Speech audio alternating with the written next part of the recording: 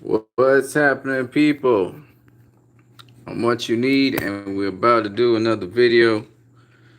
Roller Polar Bear, shout out to you. First of all, I want to address Roller Polar Bear's question: what makes a fighter elite?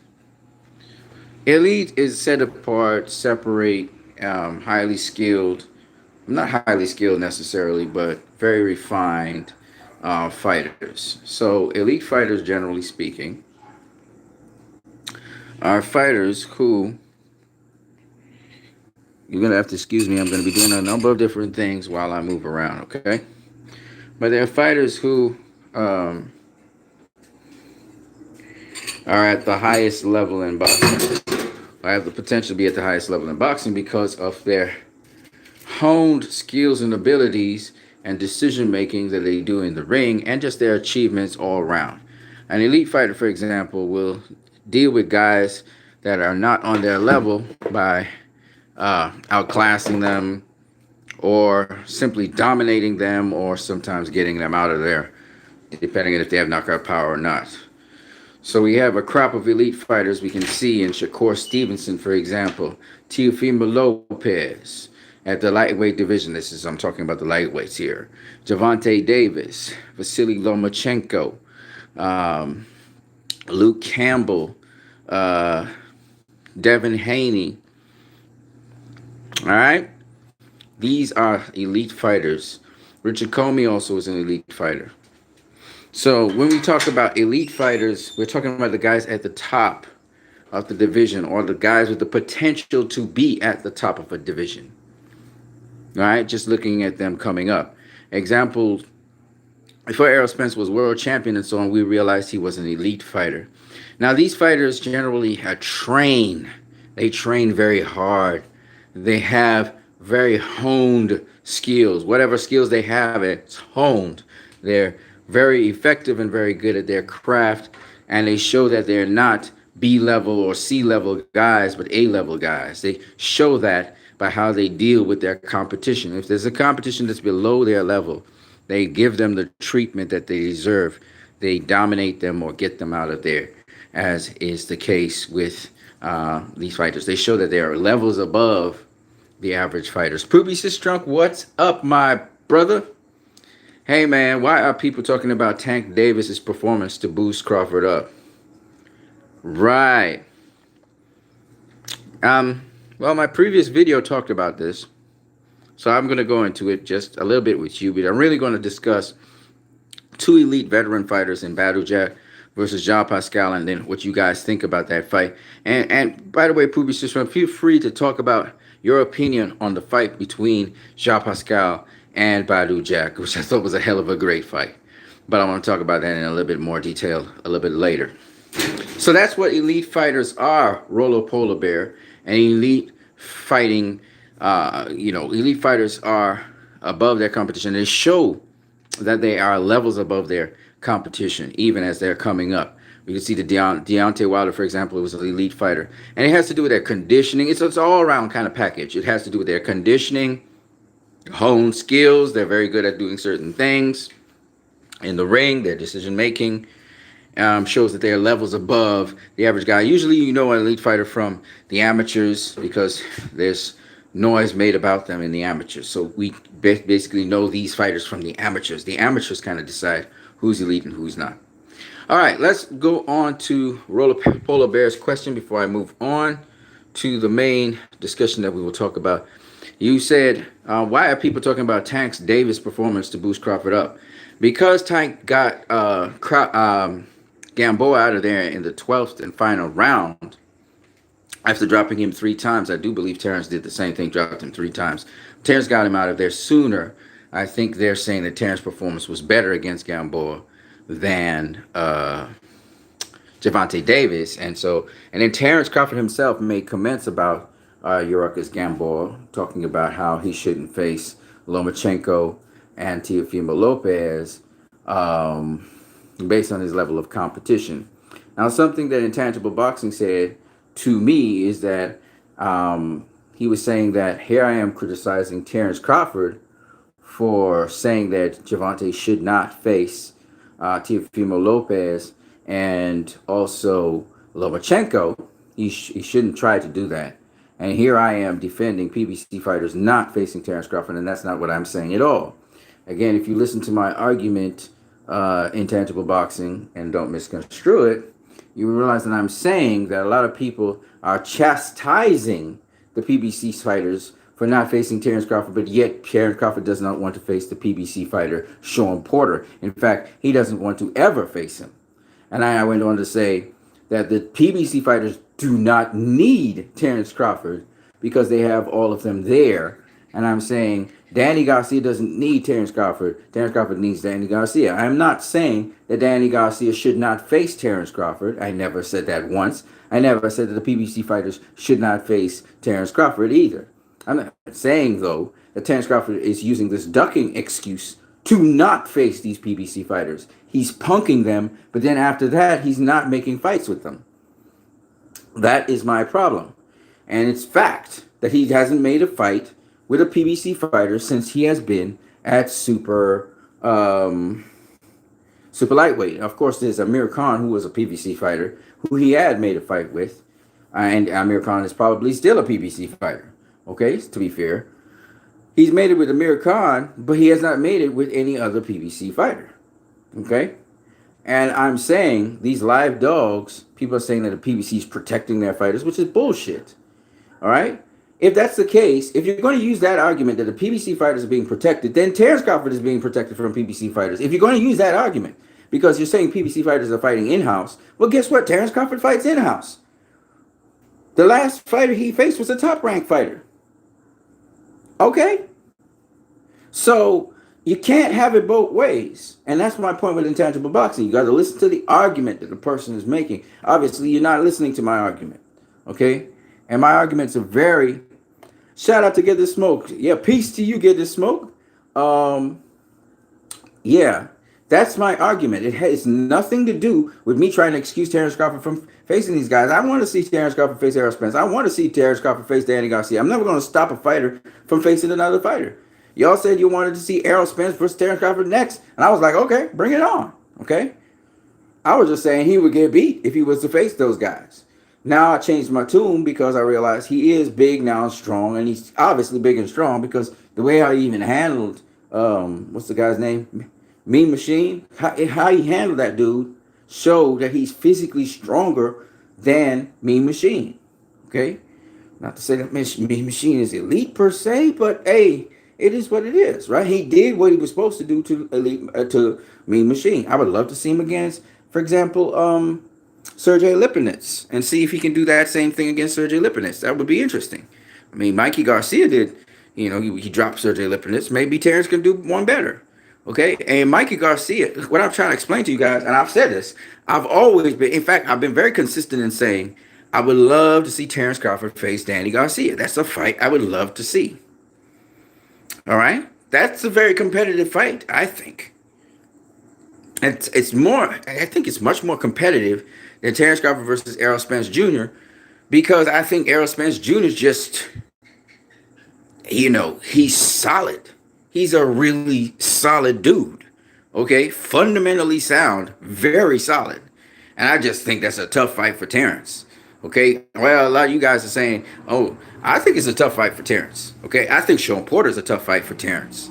He's not ever faced anybody like a Terrence Crawford, anybody like a Sean Porter, or anybody like an Errol Spence ever in his career. You look at all his competition, the closest thing he's come to that is Ricky Burns, maybe Jose Benavidez. I mean, he always been the bigger dude. So, once again, I'm saying this to bring this point across to you guys. I think a lot of you guys are on the hype train with Terrence Crawford, and particularly you're punking PBC fighters. I don't know what you guys have. What do you hate with the PBC? I don't understand it. Right? You have this unreasonable, stupid hate for the PBC. Jamel Charlo, he got across the pond to go to the zone to face the DAZN fighters. Right? Danny Jacobs did all of that. Right? Deontay Wilder will be crossing the pond to go to ESPN to face what's his name? Tyson Fury. He gonna have to cross the pond. Isn't that crazy? Everybody had to come to Bob Arum. Everybody got to go to Bob Arum and fight under Bob Arum banner and fight under ESPN and do what Bob Arum asks. Bob Arum never had to go to nobody. The only time he did that, he went across to the zone with what's the kid's name? Jose Ramirez, right, to beat that kid and get the super lightweight title. That's the first time I've seen Bob Arum cross the pond, go somewhere. Okay, but for the most part, this guy Lomachenko, he faced the guy in England. Guess what it was on? ESPN. Now I know these guys got contracts with ESPN and so on, but I'm just saying it's ridiculous how you can be. I mean, I'm a reasonable guy. You know what I'm saying? Get the Smoke says Amir was a matchroom fighter. Exactly, but he was a PBC fighter as well. He was signed to Matchroom, just like Danny Jacobs is signed to Matchroom, just like how what's the kid's name? Who just faced Danny Jacobs? Julio Cesar Chavez Jr. signed to Matchroom, but they're PBC fighters. And that's the thing people don't understand. You can be a PBC fighter, but you're all over the place, right? We had another PBC fighter in Jesse Vargas is a PBC fighter. Mikey Garcia just recently, he a PBC fighter. He signed a contract to face Jesse Vargas. This kid, what's his name? Who just faced Anthony Joshua. He a PBC fighter as well. And these guys, they have no problem. They can return to the PBC anytime they want to. That is the actual network, Fox, whatever, at Showtime. And they can have fights with the PBC. All right? But my point anyway is this. My point is this. Yes, yes, Amir Khan was signed with Matchroom, so it made it easier for him to be able to fight Terrence Crawford business-wise. Okay? My point anyway is this. Terrence Crawford has his agreement, his contractual agreement with ESPN. So if you have a different contractual agreement, say, for instance, the PBC fighters, some of them have a contractual agreement with Fox, but it's still very flexible. They could still move wherever they want to go. The question is, does Bob Arum want it? And most of the time, I'm going to tell y'all, I always tell y'all straight and the truth, okay? The problem with this whole thing, people like to obfuscate and all that bullshit, is Bob Arum. Bob Arum's always the problem, okay? Bob Arum wants to dictate terms, even if his fight is not the A side. He wanted to dictate terms. Bob Arum wanted to get the lion's share of the money, okay? That's what's really going on. And at the end of the day, Bob Arum was talking as if he wants a fight to happen, but he didn't want no fucking fight to happen. He didn't want Pacquiao and Mayweather to happen. So don't get it twisted. Taliban and whole team, Mayweather, even Pacquiao, all of them was working together. And what was Bob Arum doing on the sidelines? Trying to discourage the fight from happening. He don't want no fucking. He does punk tactics. He put on his opposition. He used negative tactics and negative things to put on his opposition. Like I said, I'm gonna say it again. Y'all don't like to hear me say it, but I'm gonna say it. Fuck Bob Arum. Fuck him. Okay. I said it over and over again. He not good for boxing. The sooner he get out of boxing, more things will free up. I will have more people actually doing things across the pond, okay? And in both ways, not just one-sided. Like, for instance, Deontay Wilder got to go across the ESPN to face Tyson Fury. That's bullshit, man. That's bullshit. You know what I'm saying? So, it shouldn't have to be that way. But, see, Wilder really wanted to fight. Wilder really wanted to fight, and Wilder's a free agent, so he going to get the fight happening. However, we could argue that, did Wilder really want to fight with Anthony Joshua? Did he really want to do the deal with Matchroom? I don't know. Did he want to do the deal with DAZN? I don't know. That's where it's up in the air. Now, to me, he made a good decision not to face Joshua at the time because he would have been tied down to Joshua, and Joshua would have had this rematch right now. We don't know if Deontay would have been freed up to have other fights in the interim. But what I could say is this, that, people accuse him of ducking Anthony Joshua for that. And if people can accuse him of that, you got to keep the same energy, and you got to accuse Terrence Crawford. You see, my point is, I'm going to use your argument against you. That's what I tell people. If you're saying that the PBC fighters are ducking Terrence Crawford because they can't make fights with them, because he can't make fights with them, then it goes the same way that he ducking Sean Porter. If you're going to use that argument, which is not a fair argument. Now, if you come with a fair argument where you're saying, okay, well, the PBC fighters, they're fighting in-house and they're keeping stuff in-house. When I'm arguing that Terrence Crawford ain't ducking nobody either. He doing the same thing. He trying to keep his fights in-house, even though he ain't got the kind of competition that the PBC fighters have. Now, when y'all say it like that, it sounds cool. And y'all can say, okay, well, the PBC fighters look like they're freezing Terrence Crawford out for now. And they're going to fight amongst themselves, and then they're going to use him as a last option. Now, if you say that, again, that makes sense to me, because what you're saying is that, and that's realistic, you got all the superstars over at the PBC. You got Manny fucking Pacquiao at the PBC, who's a cash cow, a draw. Why the hell would you want to face Terrence Crawford, which is a harder fight to make, less money to generate? Okay, why would you? I'm just making the reasoning. I'm giving you the reasoning. I'm not saying that they shouldn't. I'm giving you a reasoning. I'm not saying that they shouldn't. This is logical sense. Similarly, Bob Arum want to keep his money in-house. He want to keep all the money with Top Rank. So he's having his fights with his top-ranked fighters. He's trying to make some names off of his top-ranked fighters. He want to show that he has some good talent in his talent pool. So he has his fights in-house as well. And he's trying to ramp up a big fight with Errol Spence, which will generate enough money so that when Errol Spence, if he unifies or whatever, in the meantime, he'd be punking Errol Spence. But the truth be told, he's really just trying to build up a promotion for the fight. Now, if y'all talk the reality of the situation and not be punk-ass fans, I wouldn't have to be talking like how I'm talking. But when you use the arguments, oh, well, they ducking Terrence Crawford. Well, okay, fine. I'm going to use the same thing. Terrence Crawford ducking now. I'm going to use your argument against you. All right, if you're going to be hypocritical, I can be hypocritical too. If you don't want to be hypocritical, you want to talk the reality of the situation, then I can talk the reality of the situation back at you. But I'm going to give you what you give me. I'm going to give you what you give me. Because it's a very unfair statement to say that first of all, these PBC fighters, they ain't nothing. Terrence will beat all of them, right? And they ducking Terrence Crawford. First of all, if he would beat all of them, why does he need to face them? Right? Why does he need to face them? Why are you looking forward to those fights then? Oh, but they're ducking him. If he's gonna beat them, why should they go and face him then? They should duck him, right? Because you're a fortune cookie, you see into the future and you can predict fights, right? Now, this is not something where this man has proven that he can beat guys of that caliber. See, when I argue hypothetical fights with fighters of the past, with fighters of the present, I actually show you the styles that these guys, whether it's the present or the past fighters, have faced, which give me the information and download my information to say, okay, these present fighters, all right, or these past fighters have handled these kinds of styles. So this past fighter's style is like this style. So when I look at these two styles, this fighter can handle this style. That's different to where you guys are looking at these welterweights who are bigger and stronger, faster, quicker, athletic, came up with Terrence. Some of them beat his ass. And you're going to look at it and just flat out say, Terrence going to blow these guys out of the water. It doesn't make no sense. They more accomplished than him in the weight class. They face better competition than him in the weight class. But yeah, he just going to dust their ass after having not faced the level of competition they have faced. I just don't understand that. You got to help me here. You got to help me understand.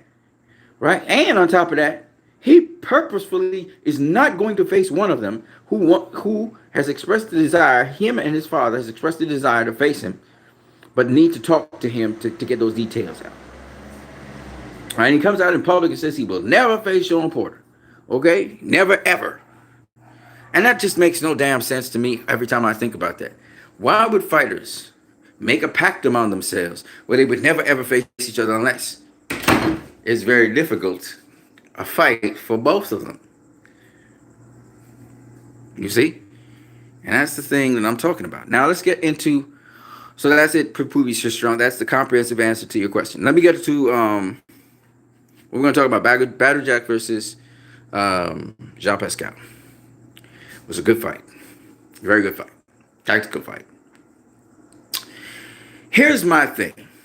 I thought Badou Jack won the fight. I definitely thought he closed the show in a spectacular fashion in the 12th round, knocking down Jean Pascal and just really bringing the heat to him. He really started bringing the pressure on him. But here's the thing about the fight. Badou Jack always says time and time again he doesn't know why he doesn't get the decision with the judges. And this is what? The fourth straight fight in a row where he has gotten a poor decision against him. And he should have won the fight, but he was not. It wasn't scored for them. The thing that Badou does is he makes the fight sometimes too close. He's very accurate with how he punches, but his activity sometimes lets him down. Sometimes he needs to be a little bit more active to be much more dominant and commanding in a round. I can see that he's the more effective puncher in this fight against Jean Pascal. But for a great portion of the fight, Jean Pascal was the more active fighter. And while he wasn't landing punches on Badou Jack, because if he lands on Badou Jack would have been wobbling all over the ring because Pascal could really hit, but Badou Jack has really good defense. It's clear to me that Badu Jack, he's obviously was a smaller guy, but it's clear to me his boxing IQ is ridiculous and his accuracy is very good. But sometimes the judges are not seeing that. They're seeing all the wild punches that Pascal be doing that Badu Jack be blocking, and it looks like Pascal is scoring because he's more active. So what Badu has to do is he has to match the activity and intensity of his opponent. And while he does use his defense, he has to also kind of counter off his defense. Now I know that against Jean Pascal that was a tricky proposition because Jean Pascal himself is a very good counterpuncher, and he actually counters off of your shot, and he has a counter for almost everything. And this is the old veteran Pascal. The younger Pascal was not as good as this old crafty, wily veteran Pascal. I thought that Dimitri Bivol did less as good against Pascal as Badou Jack did. And Bivol also knows that Pascal's a tricky customer. That's why he had to just stick out the jab and stuff. And he was a lot more cautious than Badou Jack. But Badou Jack really closed the show in fantastic style. And I thought that Badou Jack, actually beat Ja Pascal comprehensively in the 12th round, that is. And I think he would have stopped him and got him out of there. Now, Pascal, to his credit, was wobbly, yes, and it was more of a flash knockdown that Badou Jack caught him with. But Badou Jack got him in all kinds of problems. Pascal really does have great recuperation, regeneration. But Badou closed the show in fine style in the last 20 seconds, really pushing Pascal back up to the ropes and really working him. I thought that Badou Jack showed versatility in this fight by fighting on the outside for most of the fight and dictating with his jab. If he did not get dropped in the fourth round, I think he would have much more clearly won the fight. But the way how he was dropped and the way how he was staggered by that punch, I think pretty much sort of shifted the momentum for him in the judge's decision. So why did Badou Jack not get the decision in this fight? I think mainly because he his activity sometimes is not good enough to make a decisive win. And if he didn't get dropped in the fourth, probably the judges would have seen it his way for the entire fight. But unfortunately for him, a lot of rounds, because of Jean Pascal's activity, were made closer than they really were. Now, if you're looking at it from a boxing perspective and from the view that we got, he did clearly win most of the later rounds and some of the earlier rounds. In fact, he was taking control of the fight from the third round. If he didn't get dropped in the fourth, he kept his composure in the fifth and really started putting the heat on in the sixth all the way up to the 12th. So he probably won the fight like 8-4, something like that. But because of the way how the rounds went in the fight, in my opinion, and just how close the rounds kind of looked, they appeared to look close, even though Brad Jack was the guy that landed the more effective, cleaner shots.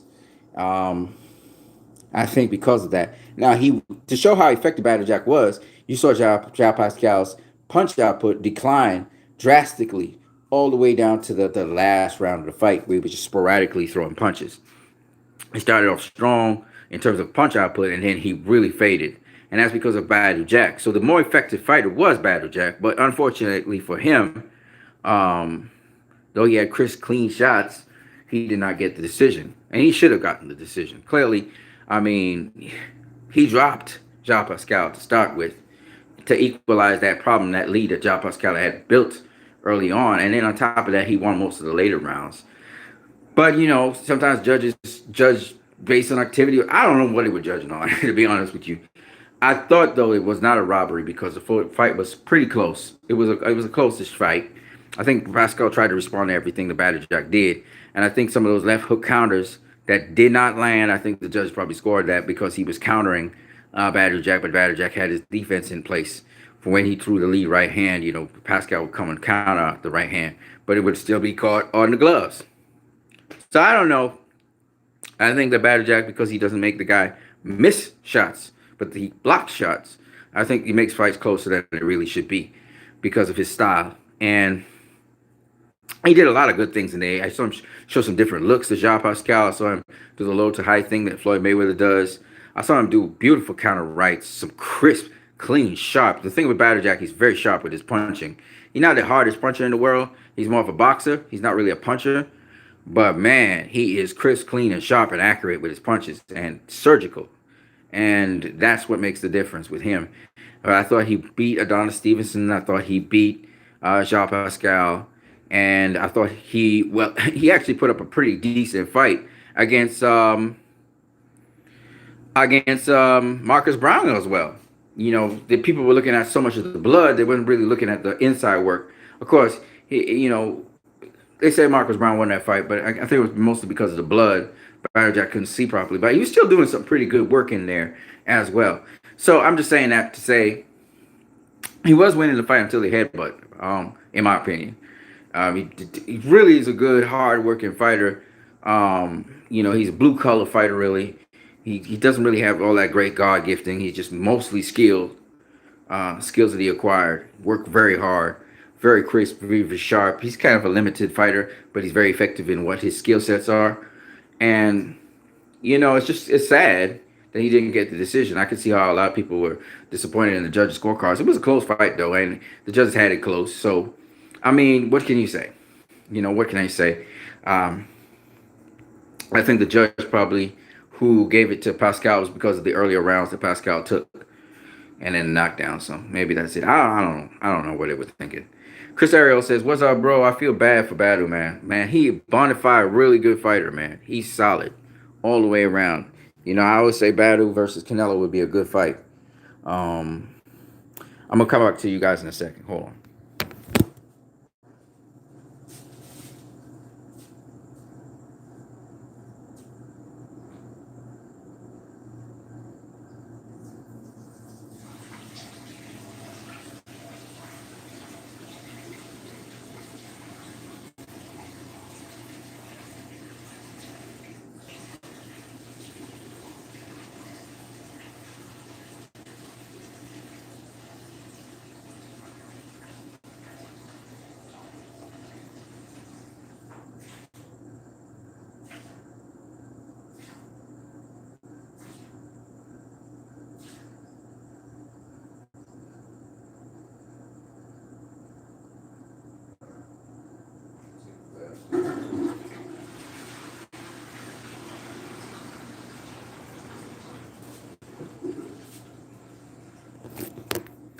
Yeah, people's yeah,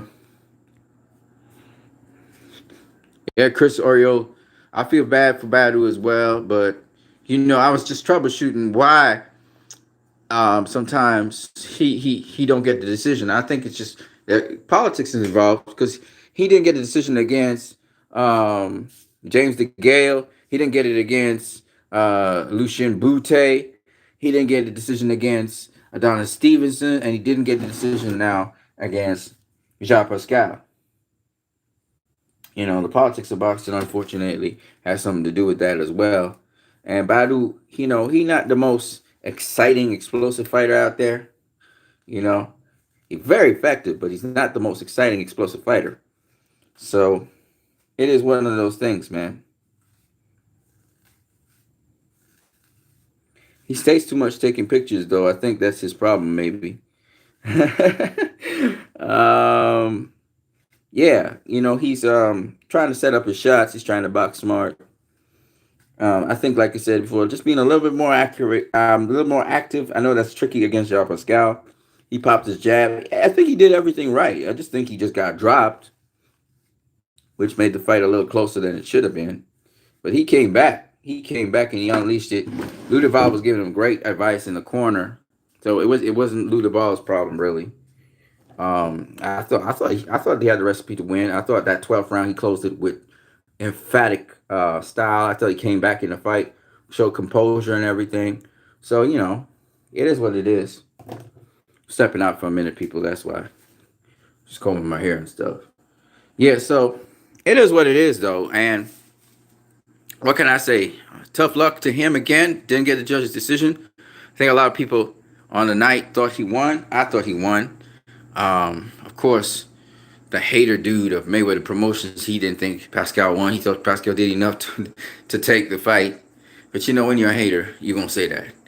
I mean, anybody with a half a brain would realize he should have won the fight. And then how he closed the fight was just so emphatic, It was very emphatic. So that's the last thing that's on your mind. And I don't think Pascal was that effective, to be honest with you. I mean, he got that one shot in stagger battle Jack, but he wasn't effective. He was effective. I mean, he got a couple jabs in there. I think he got maybe a left hook or something. But Battle Jack mostly blocked most of his shots, was picking off his shots. Um, I think Tony Harrison also was pretty effective against Jamel Charlo. But again, Jamel Charlo set him up. He set a trap for him, and sometimes here's what this is another thing that they do in boxing, which is really clever. They get you overconfident, catch you sleeping. So that's again a trap setting. It's all a mental game in boxing, and what they do is they kind of get you to sleep. Deontay Wilder, he actually did that to Luis Ortiz. He said I hypnotized him with the jab. What he basically means is I'm popping this little pouring jab in front of you, blinding you, and you don't realize you're reacting to that. You're reacting to the jab, and I'm setting you up for something. I'm actually trying to get you into position, but you're not really realizing that because you're dodging the jab, and it's just a busy jab. It's not really trying to hit you or anything. And you fall asleep. It catch you napping. You're not sharp enough to realize something could be coming behind that jab or something. You fall asleep because you've been doing it all the time in the fight. And Deontay Wilder, he said, I was seeing the opening all the time with him. I was just testing it out. I wanted to make sure when I do it, it was done. He caught Luis. You saw Luis Ortiz's face. Luis Ortiz was like, he was like, what? He didn't see it coming. He didn't see it coming. It was so funny. And people say Deontay Wilder got freakish power. What y'all missing? And Deontay Wilder knows this. Is he smart? Y'all not picking up how smart the guy is. He's a smart dude, and he's been doing. It's not only he's a knockout artist and he knows how to set out the knockout, but he's also smart enough to understand what he's doing. I was just trying to explain to people again. Gervonta Davis. It was a step-up fight for Gervonta Davis, a new weight class. Gamboa is actually a new kind of challenge for Gervonta, and he's going to be challenged more and more. And Mayweather Promotions is doing a hell of a job of bringing up this kid because he only going to have name fights from here on in. He's not going to have no duds, hopefully. And y'all going to be impressed by him because Gamboa was the first challenge, and the second challenge will be. We'll see who's next. It could be Leo Santa Cruz. And Gervonta, he can't afford to fall asleep on Leo because Leo is a guy with a high punch output. And yeah, Leo will be coming up in weight, but Leo is a tall, pretty strong, sturdy guy. So if Gervonta don't know how to handle Leo, Leo could win that fight easy, okay? And Leo will have the reach advantage. He'll have the height advantage. So it's going to be an interesting fight if Leo Santa Cruz faces Gervonta. And Leo is not a guy that ever has been dropped, and he can take a punch. And he's really got a great work rate. So I would love to see how that would pan out. According to Badu, it's because they're jealous of Floyd. Nah, I don't think so. Because if you look at the judge's decision, you can't really fault it. It's a close fight. It could have gone either way. This is what the judge's decision is basically saying. It could have gone either way. And if you look at the fight, you had two knockdowns. Pascal was knocked down Badu, and Badu knocked down Pascal. It's like almost like a drawn fight. Pascal had the activity early on. Badu had the accuracy. Badu broke down Pascal later on in the fight, but it's not like Pascal ever really, really, fully was ever truly hurt as Badu. So when you look at it, it could have been a drawn fight. It's not a robbery. And I don't think that the judges, it's because Gervonta Davis emphatically won his fight. But in the same night, we had, forgot what the guy is, another Mayweather Promotions guy who beat Ustaki or whatever his name is, the guy that faced the super middleweight champion. I forgot what his name is. Right? Jose Ustaki, I think he faced shit. So I don't think it has to do with Floyd or anything. I just think that Badou Jack, he's a good fighter. He's a solid fighter. I think they don't appreciate what he's doing in there. He does a lot of good things in there, and I just think that it's not as the thing with Caleb Plant. That's the guy Ustaki. Who is it? Ustaki? The guy who faced towards Caleb Plant faced. He was from Mayweather Promotions. He won the fight. But Ustaki, I think. Caleb Plant even commented on the fact that he said that there's a lot of things you guys, if you don't know boxing, you're not aware that I'm doing in there. because of the sneaky shots and just the way how the shots are placed and how they're put together, the leverage of the shots, the accuracy of the shots. So there's a lot of things that maybe the judges missed because Pascal looked so explosive. Pascal looked the more explosive of the guys, but he wasn't really effective with his explosiveness. Whereas Battle Jack, he would be blocking a lot of shit, and then in between those explosive parts, he would just sneak in a beautiful, nice right or a nice little right uppercut or something like that. And then when Battle really started crashing, and then Battle, of course, he wasn't the more powerful puncher of the two. He was much more the sharper, quick, crisper, more accurate puncher of the two. And so a lot of times they give him, Pascal credit for body punches. I even listened to the commentary team say some dumbass shit like, "Oh, look at those two body punches by Jean Pascal." No, man. Battle caught those two things with his elbows, man. He ain't nothing hit Battle. And that's what people don't realize. They underestimate Battle's defense. It's not he's tough. He's got really good defense. Because if Pascal was to catch him flush, he'd be staggering all around the ring. In fact, Pascal hit Battle with some shots, and he blocked the shots, but his whole body was moved by those shots. Because another thing people don't understand, Battle is a similar guy like Bevo. They not light heavyweights. Battle's not supposed to be fighting a light heavyweight. He's so good. He's handling these powerful light heavyweights, but he's not a light heavyweight. And that's the things, again, some stuff that people don't even realize how good Battle is. Battle and Bevo. They not big, strong, heavyweight guys. And the sad thing about it is Jean Pascal will face Bevo, or could face Bevo, because Bevo's the super champion, so he don't have to face him. And whereas, Battle should be facing Bevo, because Bevo has Battle's belt. Battle was stripped of that belt. See? And there's all of these things people don't even realize that like Battle, and they put down Battle Jack, and Battle Jack's a very good fighter. He got losses on his record, but those losses really should be wins. And that's just the way how boxing goes. That's why I tell people, some people have losing records, but they have not losing records. Sorry. Some people have losses on their records, but you have to go and watch the actual fights. Go watch the actual fights to see what really happened.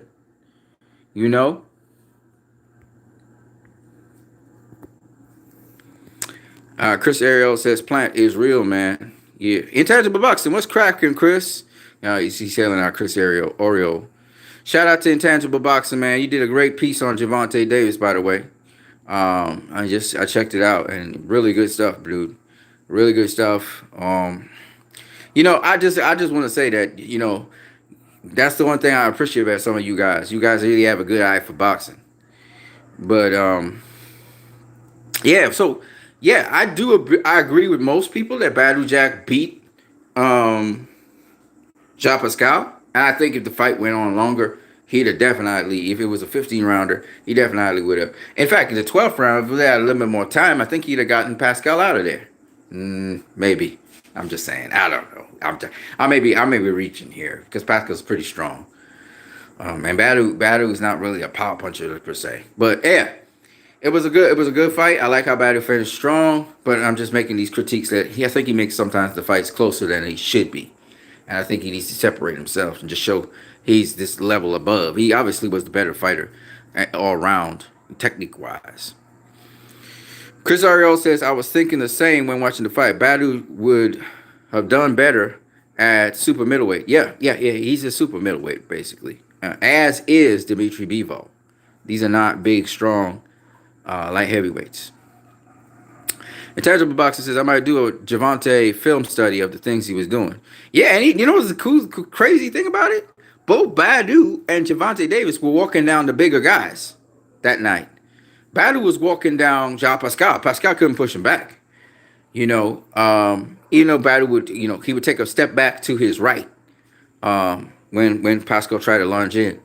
And then just keep on walking him down, bringing intelligent pressure to the game. Chris Ariel says, what up, Intangible? Intangible Boxer says, Jean Pascal's stretch lately improves the stock of Bivol, Kyle Fresh, and Sergey Kovalov. Oh, yeah, but he's always been a great boxer. He's just been much more crafty and even much more skilled now, I think, than he was when he was younger. But he's always been a big, strong dude. Yeah. But, again, I don't think he won against... I'm just telling you guys, I don't think he won against Battle Jack. I just don't think so. And I think a lot of people agree with me on that. But it is what it is. It is what it is. Battle got jacked. Well said, get the smoke. He certainly did, man. He certainly did. He got jacked, man. that's, that's funny, man. I wouldn't call it a robbery, but I just think that he didn't Badu won in my opinion, but it was close. Yeah, he makes the fights a little closer than they should be, and I understand his coach was telling him take your time, break him down, and he did what he was supposed to do. But 114, 112 to Jack, I think that's about it. Yeah, one of the judges had to, but yeah, it was a closer fight than it needed to be. If he did not get dropped, I think he would have won 8 rounds. Okay. But as you say, 114, 112, I think it was 7 rounds to 5, like you said.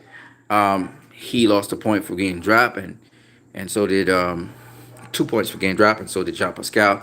So it ended up being 114, 112. I agree. 7 rounds to 5. That's a pretty close fight.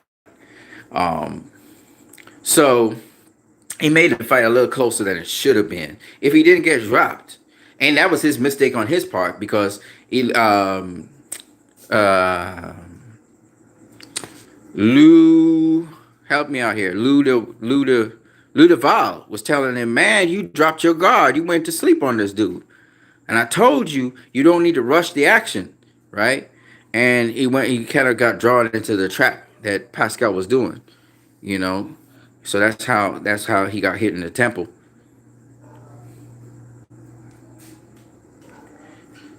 That Pascal knockdown was BS though. Which one? Which knockdown are you talking about? The last one in the 12th round? Or are you talking about the one where Pascal got dropped Badou Jack? Because I thought he dropped Badou Jack. I thought he hit him in the temple and wobbled him. And Badou lost his balance and staggered right into the ropes. Boom. With Badou Jack, I thought it was a legitimate knockdown where he caught Pascal as Pascal was swinging. He caught him in the temple area. You said the Pascal knockdown. Which one is that? That's what I'm trying to say. You talking about whip? Badou Jack is the definition of a non-A-side fighter. He's a B-side fighter. I agree with you. He always having to prove himself. You're absolutely 100% correct. Unfortunately for him, that's the luck of the draw. I don't know why the judges see him as a B-side fighter, but that's what they see him as. And it's the politics of boxing. There's nothing you can do about it. Jean Pascal is the money draw. Jean Pascal is the exciting fighter, so he gets the benefit of the doubt. I think you are actually 100% correct right there. So he can't get those big names, those big draws. He can't get the W behind him. He either gets a draw, even though he convincingly won and beat the hell out of them guys. He's still, it's one of those things. And it's sad. Because he's a hell of a fighter. He's a hell of a fighter. And how many times have we had to see this? Porky, James DeGale, he knocked James DeGale's tooth out of his mouth. He knocked him down. He beat the shit out of James DeGale. And yet, he lost that fight. How? Right? He drew with, what's the kid's name? The kid who, Callum Smith beat the kid. I forgot what his name is, who became a world champion finally. Carl Groves, right? I think he fought Carl Groves. He beat the shit out of Carl Groves, and they still, I think they gave him a draw. Or did he get the decision over Carl Groves? I can't remember. I think they fought to a draw. And that's some shit right there, okay? Get the Smoke says Jack rarely got knocked down. The Pascal knockdown was bullshit. Nope, that was a knockdown. Legitimate knockdown. Not only did Jack hurt Pascal, but he actually caught him with a shot while Pascal was swinging. And that's why Pascal fell into the ropes. You could say it was a balance thing, but it's still a knockdown. Pascal got back up too.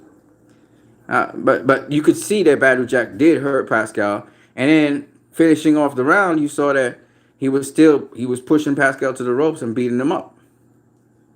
I've seen this before. Badou Jack is, as much as y'all, that was not a bullshit knockdown. I disagree with that. Yeah, Carl Groves. Didn't he face Carl Groves? I think he even beat Carl Groves. Maybe he beat him. I don't know. He unofficially, at least he beat him.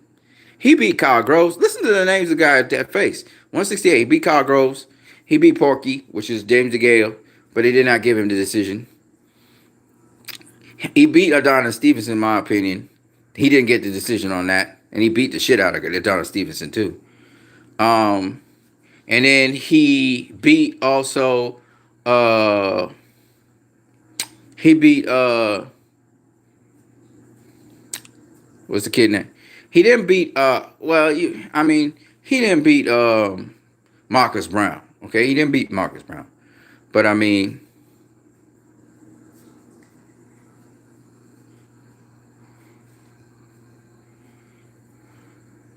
of course it was a knockdown, man. Chris Ariel says. Get the Smoke says he didn't hit him mid swing. He ducked and Pascal went flying. It happened earlier in the fight. What are you talking about, bro? Tangible Boxing says, what you need? Casual alert. You guys are so funny. Intangible Boxing said, it's George Groves, bro. Did I say Carl Groves? I mean George Groves. Man, I'm forgetting these dudes' names, man. You guys coming in on me. Yeah, it's George Groves. Whatever his name is, I can't remember. Good fighter, though.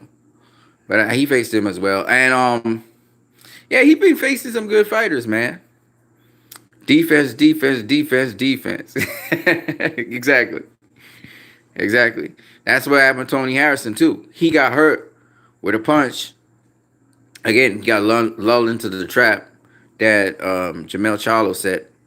And he got caught. That's when you try to sometimes be too aggressive and you forget your defense. A lot of fighters fall for it and they get caught. And they don't see the punch, obviously.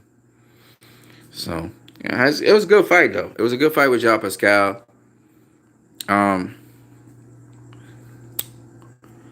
Get this smoke. Twice Pascal missed a bing swing and went flying to the canvas in that fight. Jack was credited with the knockdown for one of them. No, he didn't miss the punch. I told you he got hit with a punch before he... Anyway, never mind. I know I ain't going to bother with that. Intangible Boxing says George Frutch. George Frutch? Dude, I was talking about Carl Groves. You said George... Oh, my God.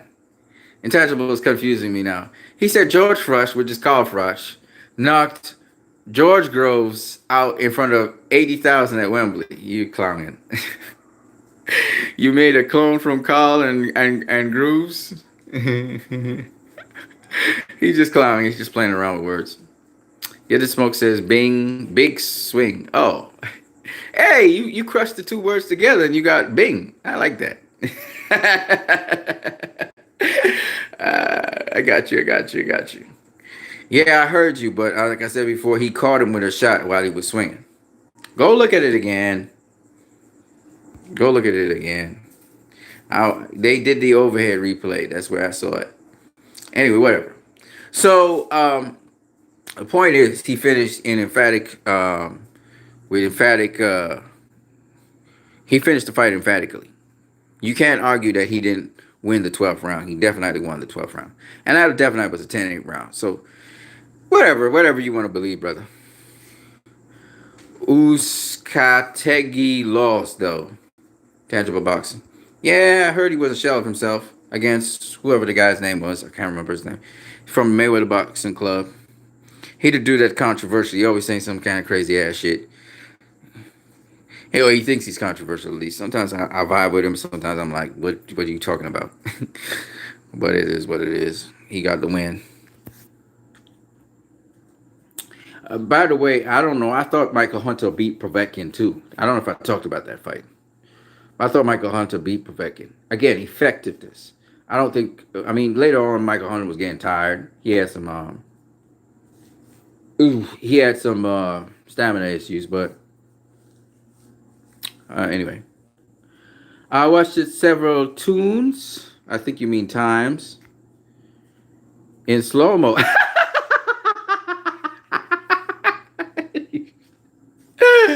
Oh, my God. Did you just say you watched it in slow-mo? That's funny. Oh, man. You know boxing doesn't happen in slow-mo, right? You guys are just really funny. Anyway, man, I'm cool. I had Alexander Povetkin and Michael Hunter a draw. Both got hurt multiple times. Yeah, because then again, the other thing about it was that Michael Hunter was missing a lot of shots too. I didn't see Michael Hunter really getting hurt by Povetkin, but that's I can't remember what it was anyway. Chris Ariel says, "Oh man, don't talk to me about Osteki. What the hell was he doing?" I have no idea, bro. I haven't seen the fight yet, so I can't talk to you guys about that. Povetkin has an iron chin. Okay, if you say so. Michael Hunter came out really hard in the first 4 rounds, though.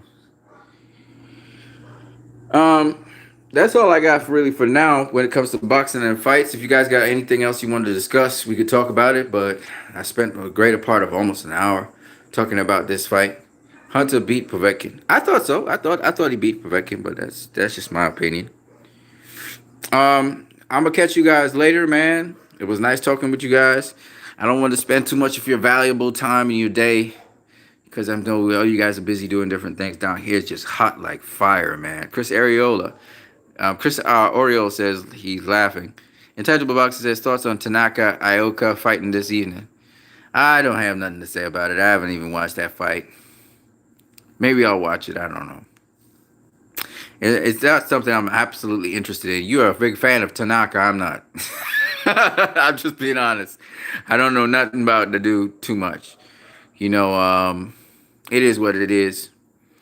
Who's your fighter of the decade? Manny Pacquiao. Hands down. I got Manny Pacquiao as fighter of the decade. Um, I know he lost 4 fights. Like I said before, I knew he lost 4 fights. But he avenged. He avenged one of them. Yeah, he avenged one of them. He avenged it twice. He avenged the Timothy Bradley fight that he lost. He didn't get to avenge the Marquez fight because Marquez ain't gonna face him again. It was a competitive fight though, and he did lose the Jeff Horn fight. He never got to rematch Jeff Horn either. And he has not yet gotten a rematch with Mayweather. Maybe he'll get a rematch with Mayweather. Who knows? But I think for this decade, I think he's done enough because he's the marquee wins he's had. We're talking about Shane Mosley he beat. Listen to the names. These are Hall of Famers and shit. And then the guys he faced as well. Let's talk about the creme de la creme names that he really faced. He faced Mosley, right?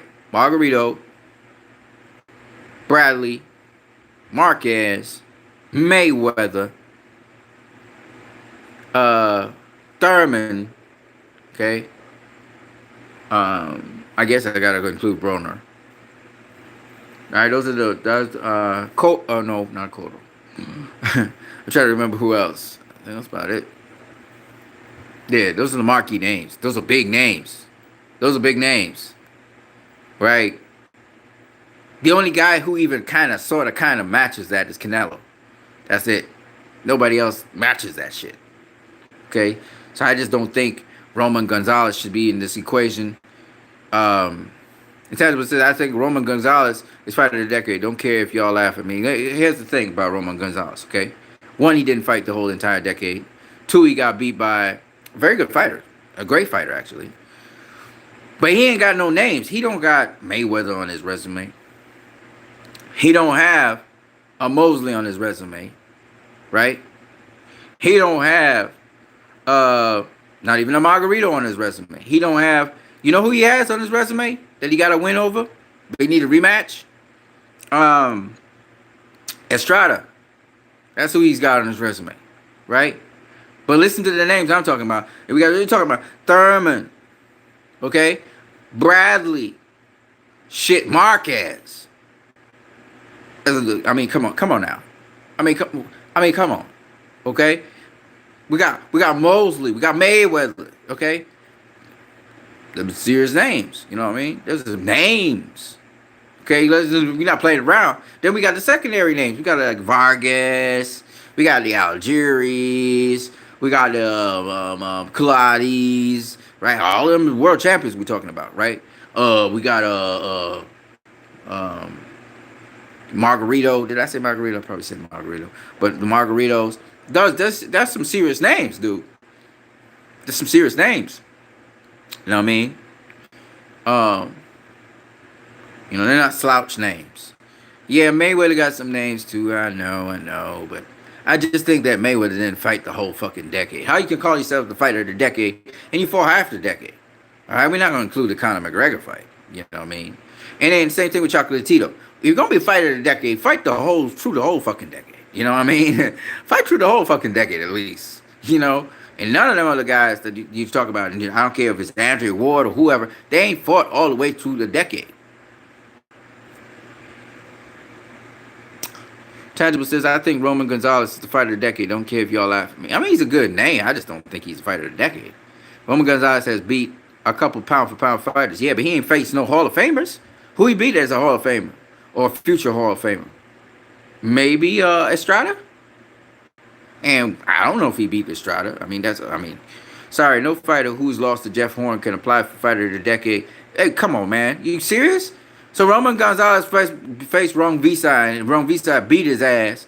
But Jeff Horn? Listen, first of all, who has Chocolatito faced on a resume that's a Mayweather? Who does he face that's a Mosley? Okay. Who has he faced that's a Bradley? I mean, come on now. A Marquez. He got a Marquez? He ain't even got a Marquez. Okay? He got Estrada. But Estrada ain't no damn Marquez. I'm just saying. And he's a good boxer too and all of that. My point is, he don't got the names. When you look at Andrew Ward got some names. He got Carl Froch. You know what I'm saying? He got what's this kid's name? The German or the Netherlands guy. You know what I'm talking about. Froch faced him too. You know what I mean? He got Kovalov. When Kovalov was in his prime, he was the crusher. He moved up in weight and faced Kovalov. Okay? I mean, and besides, who was Chocolatito? I mean, Chocolatito was, he can't be the fighter of the decade. He even fought the entire decade, fighting names in the decade. I mean, who are the names that he faced? You say Ron Visa. Okay, Ron Visa a good name. And Estrada a good name. Who else? You got Ron Visa and Estrada. That's about it. I'm just saying. I don't know. Roman has how many Hall of Famers on his resume this decade? I mean, he could have a future Hall of Famer in Estrada. Maybe even Wrong Visa, but that's about it. Mayweather has half a dozen. But the point is, yeah, Mayweather, yeah, but he didn't fight the whole decade, though. How you gonna call him the fighter of the decade? He didn't fight the whole decade. That's my problem. I don't understand that. Get a smoke. Hatton. What about Hatton? Yeah, Hatton, he's future Hall of Famer. Tangible boxing.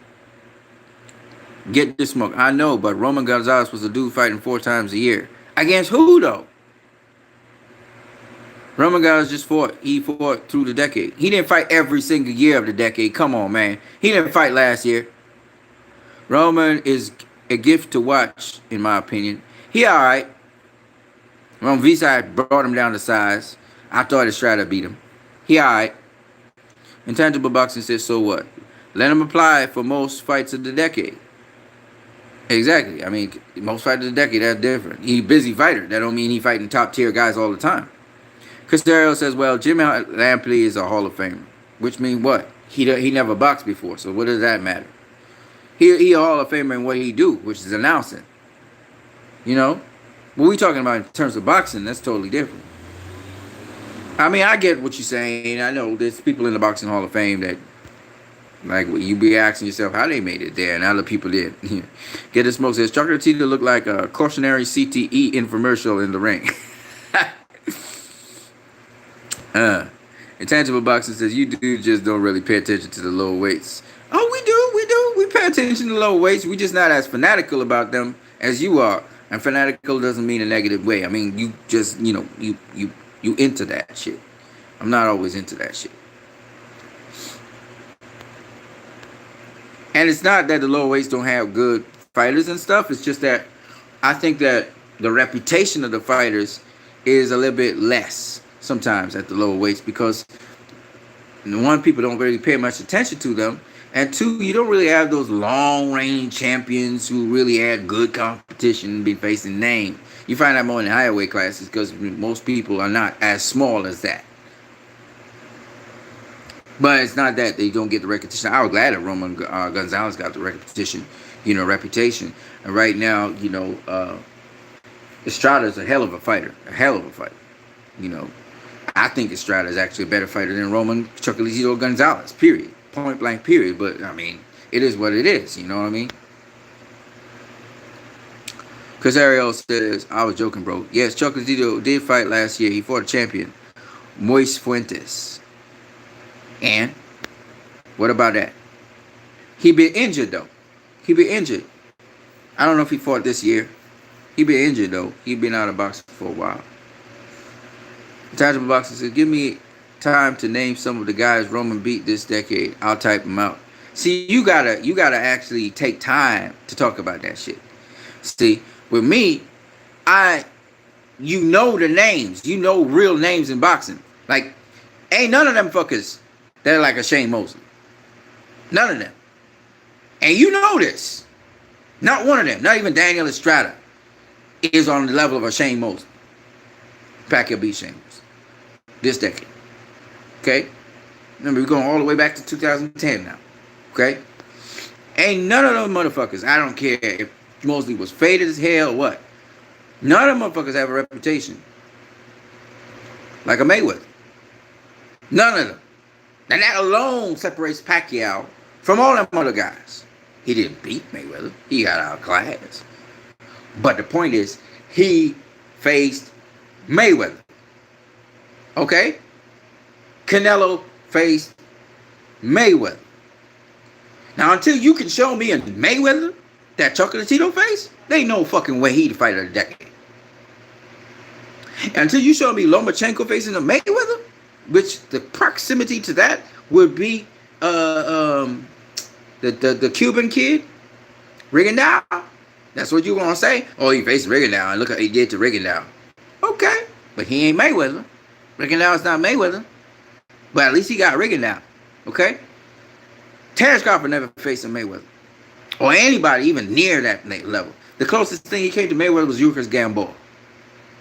Yurkus Gamboa. All right.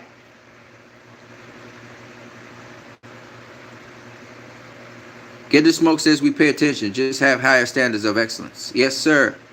Correct. What record is Chocolatito? 46-2. It don't matter. It don't matter. Okay. Get the Smoke says he don't have no Mayweather on his list. He don't have nobody near Mayweather. How the hell Pacquiao got a Mayweather on his list? He got Mayweather on his list. If you're telling me Canelo might be ranked higher than Pacquiao, I'll say you kind of have a... Now, you ain't really got no case. Why? Because, again, Canelo, in 2010, where was Canelo? Yeah, he was WBC champion, but what was he doing other than that? All right? Where was Chocolatito in 2010?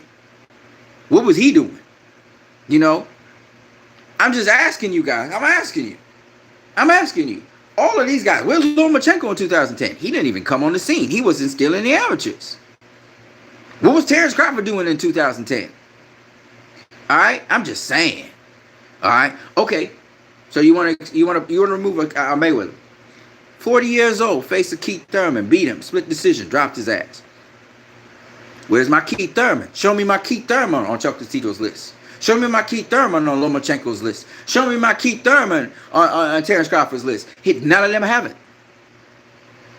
None of them have a Keith Thurman. None of them are 40 years old. None of them beat a young, in his prime, skilled fighter. Y'all don't have that shit. The closest thing Terrence Crawford has to Keith Thurman is what? Gamboa?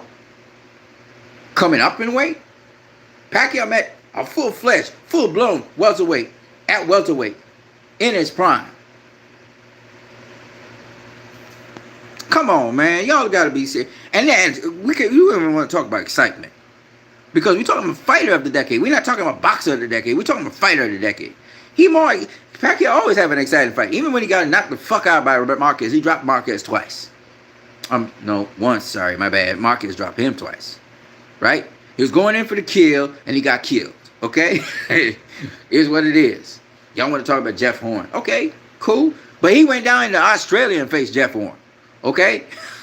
He went into Jeff Horn's territory, where Jeff Horn had all the advantages, you know. Okay, he got beat by Jeff Horn. He probably should never have gotten beat by Jeff Horn. I give you all that. All right? He should have got an immediate rematch Jeff Horn and showed that, Jeff Horn wasn't in his caliber, but he never did that. All right? Is what it is. But when you look at it, Keith Thurman said Jeff Horn beat him, so I'm going to beat him. But he didn't beat him. Right? Adrian Broner said, I'm going to beat his ass. You didn't beat him. Okay? He stopped Lucas Matisse. Yeah, okay, Lucas Matisse is not a Lucas Matisse of old. But he stopped Lucas Matisse. Okay? Where is my Lucas Matisse on these guys' list? Feared puncher. Dude that was avoiding. Had great fights. Where's this Lucas Matisse who hurt Zab Judah? Gave Devin Alexander the fight of his career. Went in there and gave Danny Garcia everything he could handle. For Provatnikov. Y'all forgot that fucking fight. Took a lot out of him though. Right? Where's this Lucas Matisse? Right? Chop Corley faced this Lucas Matisse. Y'all forgot about who Lucas Matisse is. Y'all must have forgot his rep. Because he became WBC regular champion. Right? I'm just saying. Lucas Matisse is like an equivalent to Chocolatito Gonzalez's composition. That's the level of opposition Chocolatito been facing. His best opposition to date is Daniel Estrada, not even Ron Visai. And Ron Visai is a hell of a fighter. But he's an inside fighter. But I think Daniel Estrada is a better fighter and more accomplished fighter than Ron Visai. All right? That's his best competition. And he got the win over Estrada, where we argue Estrada beat him in that fight. But hey, it is what it is. He got the decision. Right? Danny also faced this kid. What's his name? The young guy. Forgot what his name is. He's a champion too. Maybe you have it in your listing somewhere there. Carlos Cuadras. That's the name. Right? He faced Carlos Cuadras. Okay? Moises Fuentes, I don't really think of Moises Fuentes as anything great. I don't look at Arroyo as great. I don't look Brian Viloria, the Hawaiian Punch. He's a good fighter, but I don't think of him as great, right? I don't think of him as a Daniel Estrada. Okay, I don't think of him as that. Them guys okay fighters, but they're not. That's like saying Joshua Clottey versus Manny Pacquiao. Them guys is like the Joshua Clotteys of the division. They okay. Jesse Vargas is of the commission of the division. Them are good fighters. They're good fighters. Became world champions and shit. They're good fighters.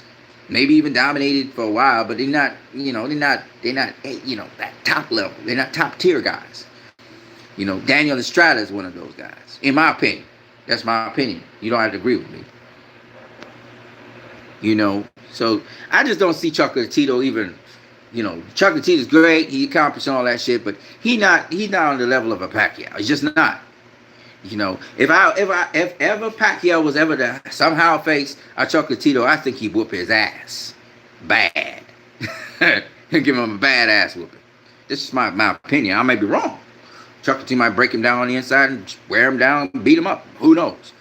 But I think Pacquiao will beat his ass. That's just my personal opinion. I might be wrong. Like Donkey Kong.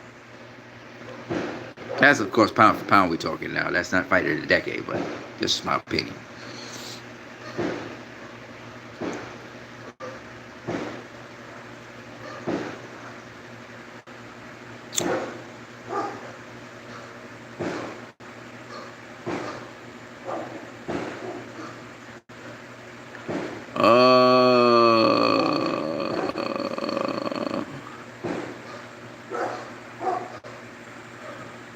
Manny faced mostly was suffering from brain damage.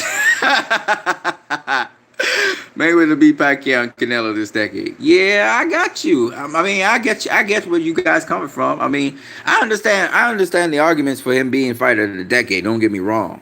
All right, I'm just saying he didn't fight the whole decade though. How you can be fighter of the decade and you ain't fight the entire decade? That don't make no sense to me.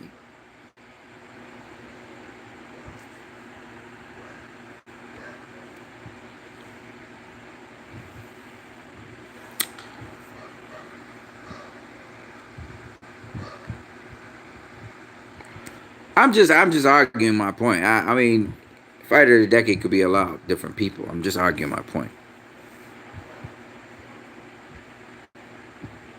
Grown men are just not that small. Yeah, the average person is not that small. That's the problem with these smaller fighters. They're always fighting that uphill battle because of that. You know, and you mentioned some names. The name I'm calling him Daniel Estrada. I don't know why I'm calling him Daniel Estrada. Juan Francisco Estrada is the name, ladies and gentlemen. Juan Francisco Estrada is a bad motherfucker, man. Akira Yagashi, not that bad. I mean, he been stopped a couple times. Edgar Sosa, I mean, he was faded and he's an old dude, so it is what it is. Brian Valera, Hawaiian Punch, he's a good fighter though. Hawaiian Punch was a good fighter. Gave him a good fight. Ioyo, I don't really think Ioyo is like all that again. You know what I mean? Carlos Quadras was a good fighter, and we argue Carlos Quadras beat his ass. You saw Chocolatito's face after that fight, right? You saw the beating that Carlos Quadras put on him, but he just didn't get a decision. I mean, Moise Fuentes, I mean, he alright fighter as well, but again, you know, he's seen the best days, you know, that's all I'm going to say about that. Chris Ariel says Choco is a real GGG. Yeah, he's keeping my man Triple G. Get the smoke. Mayweather beat Pacquiao and Canelo this decade. I agree with you, buddy. I get what you're saying, 100%. I'm not against you in what you're saying. But I'm saying he didn't fight the entire decade. That's my problem. That's just my thing. I mean, you don't have to agree with me on this. Manny faced Mosley was suffering from brain damage. That may be the case, but then so you tell me Edgar Sosa wasn't suffering from brain damage? I mean, come on, man. But Chocolatito couldn't fight for it. No, he get beat up. Chris Ariel says, "Oh yes, Rigo is another one on my list. You got Rigo, you got Cotto, you got Donnie Nietes, yeah. You got this kid who just beat the Filipino kid at bantamweight. You got him. Marquez, Hatton, Cotto, Pacquiao, Canelo, all in this decade. Nah, he didn't fight Hatton in this decade. Get the smoke. He didn't fight Hatton. Hatton was 2007. You got to start with 2010. So 2010, he fought Mosley after Mosley came off his greatest win. You're talking about Floyd, right? Mosley, he did not fight Marquez in this decade. He fought Marquez in the last decade. Hatton in the last decade. So he fought Mosley. Then he fought Victor Ortiz. Then he fought Cotto. Fought Guerrero. Then he fought Canelo. Then he fought what's his name? Maidana. Then he fought Pacquiao. Then he fought Berto. I'm not gonna mention Conor McGregor. That's bullshit. You know. So those are big fights. I'm not gonna lie. They were big fights. One, so it grossed a lot of money, and two, them names is, I mean, almost all those guys are Hall of Famers that we just talked about, minus Guerrero and Ortiz and Berto. Maidana's career is not over, so we'll see how he does at cruiserweight. Where fuck he's gonna fight next? I don't know where this ninja gonna fight, but he's big as fuck.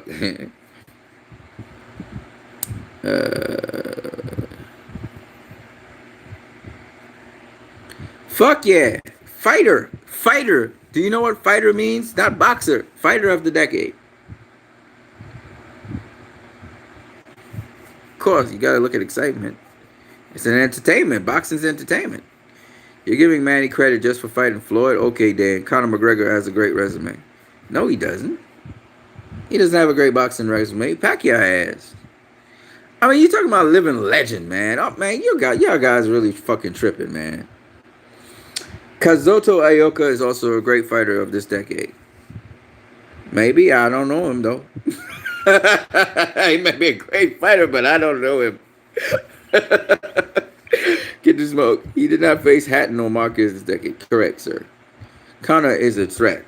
Fucking Conor McGregor. Man, come on now. Get the smoke. You get credit for who you fought. Also the result. Absolutely, 100%. Roller Polar Bear says, is Tony elite? Who is Tony? Which Tony we talking about? I don't even know who we talking about.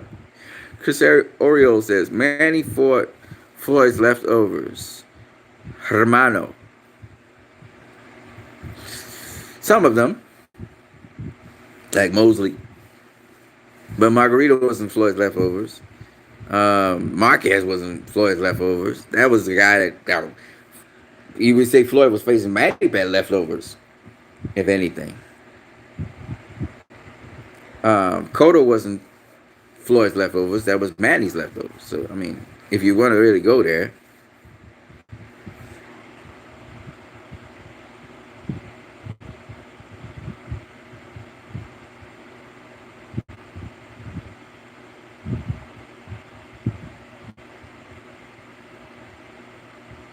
Get the Smoke says I'm going 2009 to 2019. No, that's not the decade we talking about. The decade starts in the turn of the decade. God damn it. So 2010 to 2019. I mean, come on now. Now you rate Manny for excitement. This is totally unlike you. Go get your paper and write a Gaddy list, Jim Lampley. No, don't even go there. We're talking about fighter of the decade, man. Not boxer of the decade. Of course, you have to look at excitement. This is boxing, intangible. It's called entertainment. It's sports. So, of course, you have to look at excitement. You guys, I don't understand you guys. If we're talking about the best ever, it's a totally different thing. We're talking about fighter of the decade. Fighter of the decade, not boxer of the decade. I don't know what your criteria is. That's the thing. Chris Oriole is laughing about that. Roller Polar Bear says, you're right. People forgot about Matisse. Yeah. Matisse was something, man. He was faded now, but he was something. Chris Oriole is laughing. Intangible Boxing says Matisse had 1 foot off the door and was shot. Yeah, he was shot. I'll give you that. Chris Oriole says, oh, no, bro. Intangible Boxing says, who the F is Daniel Estrada? I meant Juan Francisco Estrada. Get the Smoke says replace Hatton with Mosley. Yeah. Casario says before HBO Choco 2. I don't know what that means. Tangible said that what you need. You be chasing the criteria. First you're talking about resume, then you're talking about skills, then you went to the Gaddy list. I don't know what the fuck you're talking about right now. You know I'm talking about several different things, right? You know that there's a difference between the best ever. There's a difference between pound for pound, and there's a difference between fighter of the decade. You do realize there's 3 different things, right? Don't get your facts mixed up, buddy. Roller Polar Bear says, I agree you need to fight the whole decade to be fighter of the decade. I would think so. I mean, that's just my thoughts. I don't know. Maybe I'm wrong. Roller Polar Bear says, Valoria been in epic fights, win or lose. I do agree with that. I just don't think he's, that good a fighter. I don't think he's a Juan Francisco Estrada. I don't know why I call him Daniel Estrada. I'm sorry about that. Roller Polar Bear says, Naoya Inoue. Yeah, again, he has a good case for fighter of the decade, even though he didn't start in the whole decade or whatever. But he's accomplished quite a lot, going through some weight classes and stuff, just like Chocolatito. But I just don't think he's fighter of the decade. I don't think so. Tangible Boxing says, you talk about Sosa. What the hell? I don't know what just happened. Intangible Boxing says, you talk about Sosa being shot, but you cap him for Mosley and Margarito, who were seriously debilitated. Well, first of all, Edgar Sosa was shot, period. Like he was shot. All right, Mosley wasn't shot like that. That's the first thing. The second thing is, how the fuck you gonna compare Sosa to Mosley or Margarito, man? Let's look at their careers, man. Like really. All right, like really. Come on, man. Like I don't understand you fans. I really don't. I know you're trying to argue a point, but I mean, come on now. You like it really? And even if we leave out Mosley, and even if we leave out Margarito, for what reason we're leaving out Margarito, I don't know. Right? But let's just say, because he don't have his plaster of Paris no more. I don't know about Margarito being shot. I know he didn't have his plaster of Paris, and we know he was slow as fuck anyway, compared to Pacquiao. But, come on, man. The other names you gotta acknowledge Pacquiao for those other names you got on this list. All right, and they're better than anything Chocolatito could ever have had, and it's just what it is. I mean, you cannot compare Edgar Sosa to Shane Mosley. All right, Shane Mosley, but 3 fights away, beat and knocked out my Antonio Margarito. The separation. Mosley was the number one welterweight in the world, but 3 fights before. Yes, Floyd did a number on him, and like y'all said, he had some brain damage. And when he went up to face Sergio Mora, he did not look great. And we know Sergio Mora won that fight, but he got a draw. Came back down in weight, right? And got his ass beat by Pacquiao. It is just what it is. Now, he was showing us how to beat Pacquiao. No doubt about that. But he wasn't mounting any offense. Eddie, yes, he wasn't shot like how, but at the same time, he wasn't the same Mosley. I agree with you on that. Not Edgar Sosa, though. Edgar Sosa was just a shell of himself. Like, really. I don't even know why I'm talking about this. It is what it is. Whatever you want to do, whatever names you want to add. And Edward Sosa is not going to be a Hall of Famer. That's he ain't going down in no fucking boxing Hall of Fame. Okay? He did not do what Mosley did. He just didn't. That's why I can't even understand why you even trying to push an Edward Sosa with a Mosley. I don't understand it. They're just so different. But it's just, okay, whatever. I don't want to antagonize like that. What I mean by that is, I've seen a lot of people say, well, you can't compare this guy to this guy. I get, because people say those kinds of things. But just personally, I just don't understand why we even talking about Edgar Sosa in the same sentence with Shane Mosley. With Shane Mosley? Like, really? Like, okay, yeah. He's fought a little too long. He should probably have retired a while back.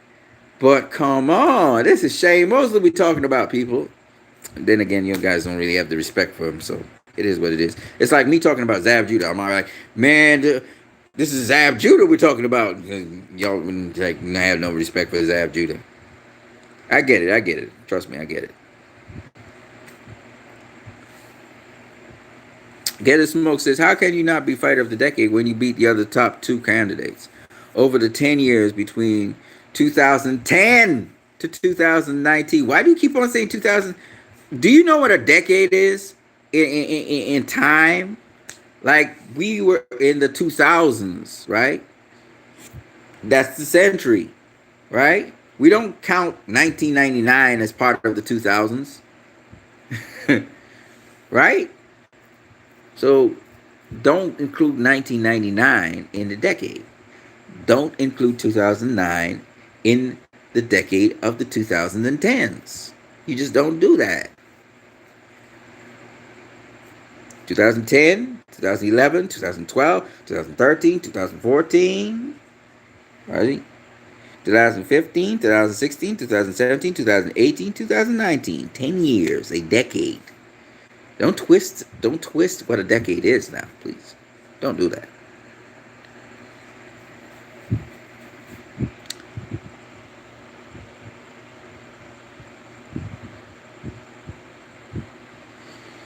Oh man, you guys got me talking a lot more. Anyway, we'll engage.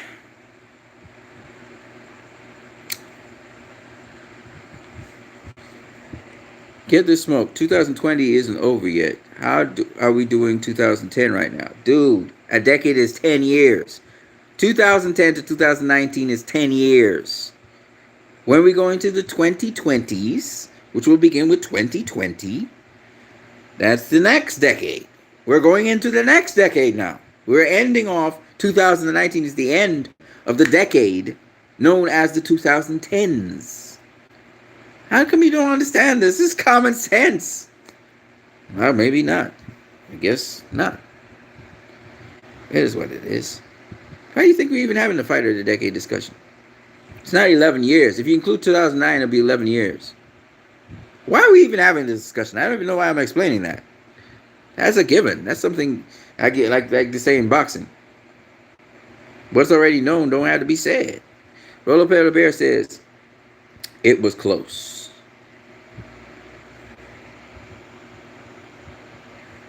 Kazuku Ioka is a 4 divisional champ who will be fighting Javier Cintron in the 31st, who is a 2 time Olympian and is undefeated.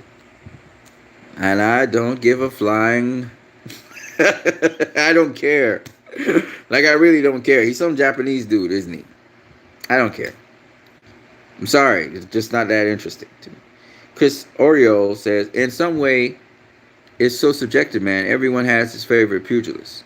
Of course, people have their favorite pugilist, but this is not what the point is. The point is fighter of the decade. So you have to have some kind of objectivity. Chris Oriole says Hatton. What about Hatton? Intangible Boxing says Chris Oriole's facts. I'm not quite sure what that means either. Chris Oriole says rock on. Chris Oriole says Danny Garcia is solid even if you laugh at me. He's solid. He ain't no damn fighter of the decade though. Mike Alvarado TB says Chavez Jr. will destroy Bitty BF. Oh my God. Inside of 4 to 5 rounds, Bitty BF hasn't got the power of Chavez Jr. yet.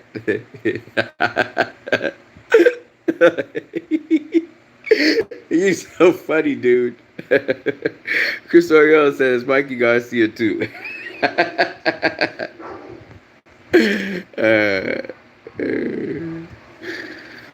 Chris Oriole, come on, Margarita. He called it Margarita. He had a chin, that's it. Man got Rather TV. He says, Naona Inu versus versus Teofimo Lopez and Jack Davis. Awkward fight. You guys are stupid, man. Y'all guys are stupid. That's the same.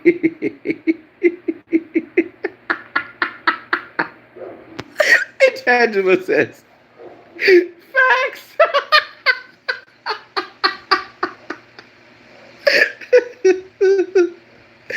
Oh my God. Oh my, I'm laughing so hard my eyes are hurting me. Y'all rate fighters based on their status in the American market and what your needs case, also how effective the use of the Philly shell is. Which is why you guys just down low waist. You guys are just talking shit straight through right now. It's so funny. It's really funny what you guys are saying. Oh my gosh, I haven't laughed this hard in a while. Oh man, you guys are funny. Yeah, anyways, I've talked long enough with you guys. You guys have been chirping away. It's been fun. It's been fun talking boxing with you guys, man. I mean, I just said Manny Pacquiao. That's just my thoughts on it. I mean, you guys don't have to agree. There are some worthy guys like, there's some names out there. Yeah, I see why you guys will make a case. But at the end of the day, I don't know who they picked. I think they picked Mayweather. A lot of people picked Mayweather, the fighter of the decade. And it's what it is. I mean, that's what they think. Well, fine. I mean, it depends on what criteria you're using for real. So, but I just don't think that. I don't think anybody comes close to Pacquiao right now, the fighter of the decade. He should have gotten it back to back, in my opinion. But he's not even high up in the pound for pound list as well. And I guess that's the way how that goes. That's how it goes. I mean, it is what it is. But he's a good fighter, in my opinion. A great fighter, actually. Anyways, people, that's all I got for now. You guys asked questions. We had some rumbling and talking. It was good talking with you guys. It's not that I don't know the lower weight classes, even though I don't know Aoka. I haven't really followed him. I may check him out. But it's just that a lot of times the fighters in the lower weight classes, unless they're spectacular, Nobody really pays attention to that. And so there's not that kind of clout behind them. And nobody really watches their fights. I mean, you still at least watch those fights. And even when you watch the fights, take for instance, Inui. Inui, great fighter and all that, but his defense ain't that great. Because how slow ass Nonito Donaire be catching you with overhand rights and shit? Your defense ain't that great, you know. And I just think that Ioka is probably the same thing. A Japanese fighter, he's good, but when he really faces a really good top tier guy, you know, like how Donaire basically exposed, in my opinion, Inoue, his defense. He exposed his defense. He boxed really well and all of that, but at the end of the day, I thought that Donaire, with his limited skill set, exposed him. Was beating his ass up, you know. And I just think that when you face those kinds of world class opposition, it totally shows a different kind of fight. Whereas Inoue might have been running through almost everybody, he didn't run through Donaire, right? Similarly, I think that this Japanese guy that you guys are hyping up, Kazuki Ioka, he running through everybody that's like, you know, not like a Donaire, you know. But when he bounces into somebody like that, then we'll see how he really performs, you know. And that's the thing. I'm not saying that, you know, Donaire's not even American, right? But I'm just saying that there's a certain level of competition that then we really see what you're really about when you face that level of competition. That's why we talk about elite fighters and all of that. So that, yeah, you may have, again, in the lower weight classes, a lot of guys become a champion, but they may be champion for 1 or 2 fights or 3 or 4 fights, or some of them are champion for a long time. But the competition they facing, they just rehashing and recycling the competition at the weight class. It's all of that you have to talk about and consider. Because, you know, the competition's not the same. It's just not the same. That's why you don't have the reputation of the name, you know. So, it's not either problems with the guys in the lower weight class. So they're doing some phenomenal things in the lower weight classes, but who they're really facing? Who are the champions they're really facing and stuff like that? Yeah, this guy might be a 3-divisional world champion, but who has he actually been facing? You know, and it's those kinds of things sometimes that have me like, yeah, okay, let me see if this guy can really box and whatever. You know. So that's what I got to say. Trust me, if the people was really as good as really good as they really should have been, they'd be known all through the world, like worldwide. You know. But a lot of times in the lower classes, they are obscure and unknown, and the fights are not big fights because they're not really that. They haven't been facing like, yeah, they've been facing world class competition all around the world, but they had to come to their backyard. Like, you gotta go to Japan, like you gotta go to some little hole somewhere in the world to face these guys, and it's not the same. See, so that's all I'm trying to say. And so people don't value him as highly as, say, Jamal Charlo or guys in higher weight classes who have been facing world-class competition, Badou Jack or Jean Pascal. I mean, if you look at Jean Pascal's, if you look at his listing, you know, he could be a candidate for Fighter of the Decade, you know. So I'm just saying that those are some of the things you got to think about